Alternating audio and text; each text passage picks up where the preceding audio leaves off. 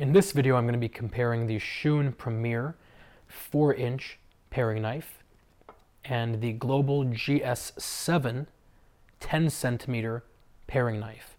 I chose to make a comparison video of these two because both of these stand out from across the room and they're both very, very well known. So a lot of times people find themselves trying to choose between these two and they want to be able to make the best decision.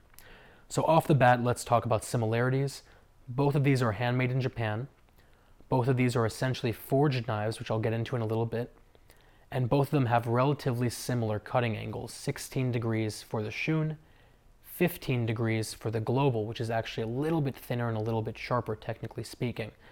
On top of that, they both have lifetime warranties, which is always great. Now the differences. First off, let's start with manufacturing. Globals are not made like traditional knives. They look like one piece, but at the end of the day, they're actually a two-piece knife. The blade is made and the handle is made separately. It's hollowed out and it's filled with sand, and then they weld the two together. And the reason for that is weight. You're able to really fine-tune the weight and make it very, very ergonomic. But the con is that this becomes a weak point, a major weak point. And while the stories are rare, there are definitely stories of the knives breaking on the weld point, and that's the last thing you want to be doing when you're holding a sharp knife in your hand. The next thing to talk about is the actual construction of the Shun. The Shun is definitely much more traditionally made. It's a forged knife. It has a full tang going all the way down, and it has this brown pakkawood handle.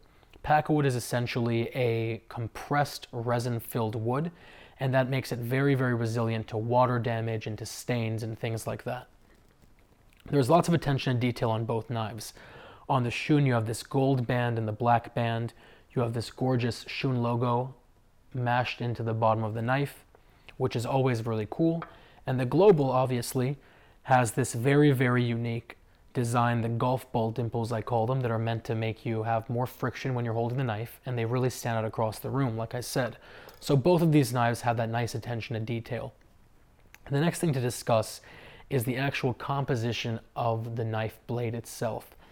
Global uses a relatively soft Cromova 18, which is essentially a soft stainless steel.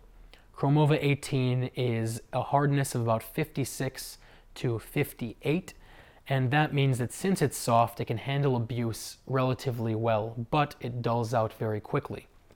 The Shun uses VG Max, which is a notch above VG 10. It's very hard, it's very resilient, and it holds an edge very, very well.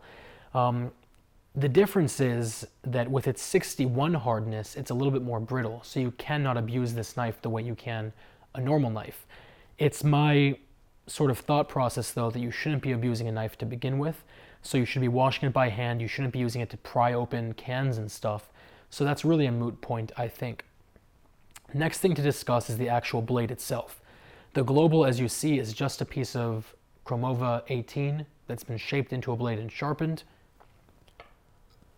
while the Premier is a piece of VG Max that then has 34 layers of stainless steel folded into it, which number one gives it this gorgeous Damascus finish that you can hopefully see on the bottom, but number two makes it very resilient to rust and pitting and staining, just by virtue of it having so much stainless steel incorporated into the blade. They then take it further and they do a hammered finish on the top that not only looks gorgeous, but helps release food from the actual blade. Both the knives, like I said, have lifetime warranties, but the Shun also comes with lifetime sharpening for free, and I think that's a big, big deal breaker. At the end of the day, for high-end knives, if you take them to a reputable sharpener, it's going to cost you roughly $5 an inch for straight non-serrated knives like this, which means both of these knives are going to cost you anywhere from $15 to $20 just to sharpen. And even then, you don't know the results you're going to get. There are always horror stories with even the best of knife sharpeners. With the Shun, you send it to Shun, they look it over. If they see any problems, they throw it away and send you a new one. But otherwise, you can rest easy knowing you're going to be getting the same exact edge back on your knife as when you first purchased it and first fell in love with the blade. So I think that's like a no-brainer, especially considering that it's free. So obviously, both these knives have their pros and cons. I'll put links down to both below. If you guys have any questions or comments or concerns, let me know. And otherwise, I will talk to you very soon.